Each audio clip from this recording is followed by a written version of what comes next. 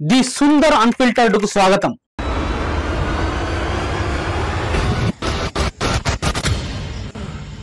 ఈ రోజు మనం దండకారణ్యం గుండెల్లోకి ప్రయాణిస్తున్నాం. రాత్రి గాఢాంధకారంలో ఆకుల సవ్వడి, జంతువుల కీచు గొంతుకలు, కానీ నిశ్శబ్దంలో ఒక భయంకరమైన రహస్యం దాగి ఉంది. మృతదేహాలు కూడా ప్రభుత్వాన్ని భయపెడుతున్నాయా? ఆపరేషన్ కగార్ లో 27 మంది ఎన్కౌంటర్ లో చనిపోయారు. అందులో 4 మహిళలు. ఆ మృతదేహాలను కుటుంబాలకు అప్పగించకుండా పోలీసులే కాల్చేశారు.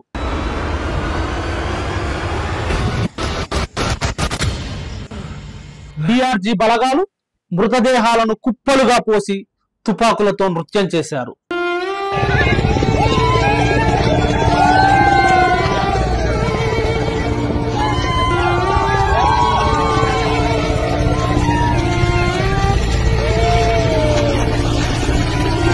ఈ క్రూరత్వం ఎక్కడి సంస్కృతి? భారత రాజ్యాంగం ఆర్టికల్ 21 స్పష్టంగా చెప్తోంది, చనిపోయిన వారి మృతదేహాలను గౌరవంగా కుటుంబాలకు అప్పగించాలి. పాకిస్తాన్ అడిగితే యుద్ధాన్ని ఆపిన మనం. पाकिस्तानी सेना ने हमारे डीजीएमओ को संपर्क किया. पाकिस्तानी सेना ने हमारे डीजीएमओ को संपर्क किया. మావోయిస్టులు ప్రతిపాదించిన చర్చలు ఎందుకు చేయం? వాళ్ళు శాంతి చర్చలు జరపాలంటున్నారు.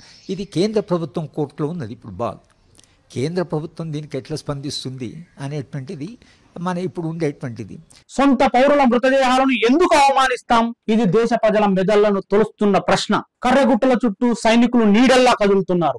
40,000 మంది సైనికులు, డ్రోన్స్, హెలికాప్టర్లతో 50 గంటల ఆపరేషన్ కగార్. మావోయిస్టు నాయకుడు నంబాల కేశవరావుతో సహా 27 మంది చనిపోయారు. ప్రభుత్వం దీన్ని విజయం అంటోంది. కానీ మృతదేహాలను కాల్చడం, తుపాకులతో నృత్యం చేయడం, ఇది విజయమా లేక మానవత్వానికి అవమానమా? మృతదేహాలు ఇస్తే ఊరేగింపులు, నివాళులతో నక్సలిజం పెరుగుతుందట.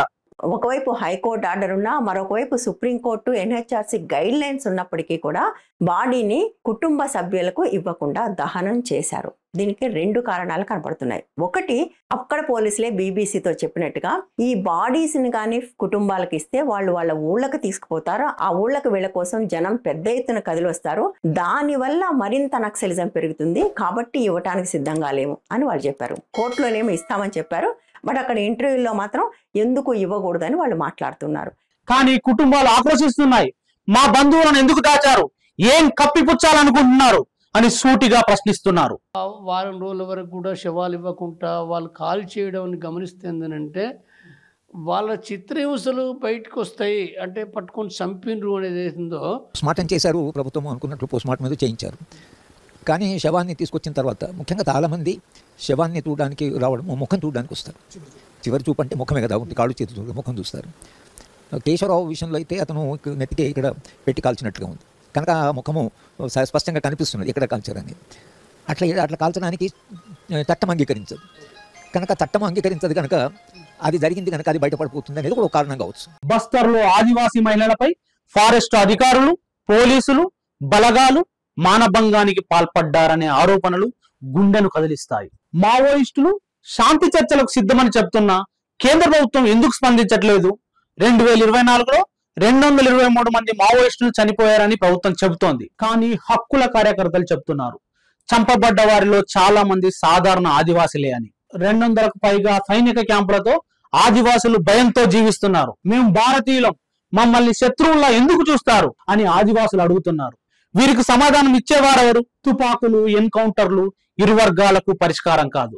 నక్సలైట్ల పేరుతో పోలీసులపై, బలగాలపై జరిగిన హింస కూడా న్యాయం కాదు. సుప్రీంకోర్టు 1997లో ఆదేశించింది, ఎన్కౌంటర్ లో చనిపోయిన వారి మృతదేహాలను పోస్ట్ మార్టం చేసి కుటుంబాలకు అప్పగించాలి. ఆర్టికల్ 21, 14, 244 ఫారెస్ట్ రైట్స్ యాక్ట్ ఆదివాసుల హక్కులను కాపాడతాయి. కానీ మృతదేహాల ముందు నృత్యం చేస్తూ డిఆర్జీ బలగాలు రాజ్యాంగ స్ఫూర్తిని అవమానించాయి. దండకారణ్యం బాక్సైట్, ఇనుము, బొగ్గు నిధులతో నిండి ఉంది. కార్పొరేట్ కంపెనీలు, ఆదాని వంటి శక్తులు ఈ భూములపై కన్నేశాయి. ఒక ఫారెస్ట్ ఖాళీ చేయాలంటే గిరిజనులు ఖాళీ చేయాలి. గిరిజనులు ఖాళీ చేయాలంటే నక్సలైట్ పేరుతో చంపాలా. అది ఖాళీ అయితే కార్పొరేట్ కంపెనీస్ మొత్తం అప్పనంగా ఆస్తి అప్పచెప్పు. అత్యంత విలువైన మినరల్స్ ఉన్నాయి అక్కడ. ఆపరేషన్ కగార్ మావోయిస్టులను అణచడం కోసమా, కార్పొరేట్లకు దారి సుగమం చేయడానికా? 200కు పైగా క్యాంపులు మైనింగ్ బ్లాక్ల చుట్టూ ఏర్పాటయ్యాయి. ఇది ఎవరి రక్షణ కోసం, ఎవరిని భయపెట్టడానికి? ఆర్ఎస్ఎస్ కమ్యూనిస్టులను మావోయిస్టులను దేశ శత్రువులుగా కొన్ని దశాబ్దాల కాలం నుండి లేబుల్ చేస్తోంది కూడా.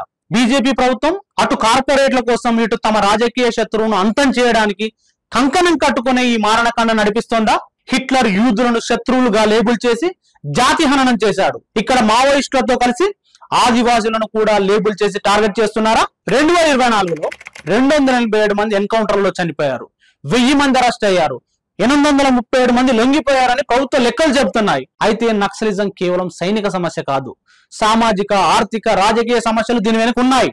అర్థం కావాల్సింది కేంద్ర ప్రభుత్వానికి అనేక కమిటీ నివేదికలు చెప్పింది. Maoism is not a law and order problem. Maoism is not just an internal security problem.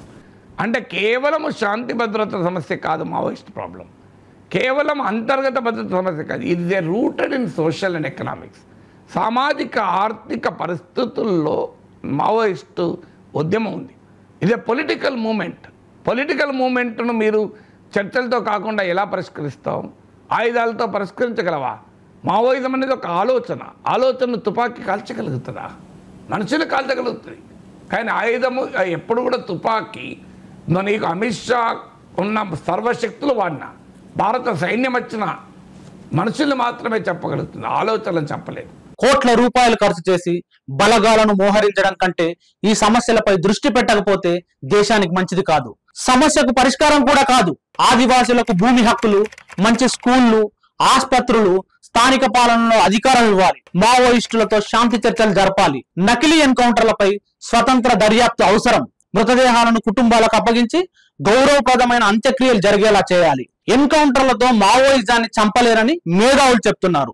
ఏ దేశం తమ బిడ్డలను చంపుకోదు. వెంటనే ఆపరేషన్ కగారును నిలిపివేయాలని లెఫ్ట్ పార్టీలు, పౌర సమాజం గొంతెత్తి అడుగుతున్నాయి. మావోయిస్టులతో కూడా చర్చలు జరపండి.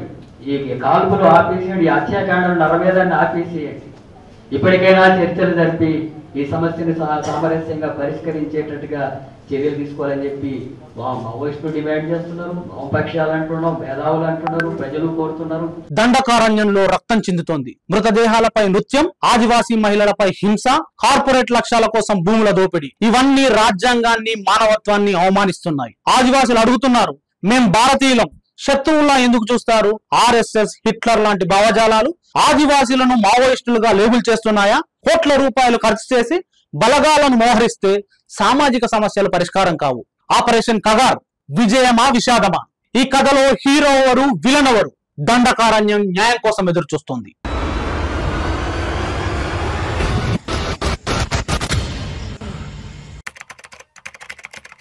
Thank you very much. Signing off.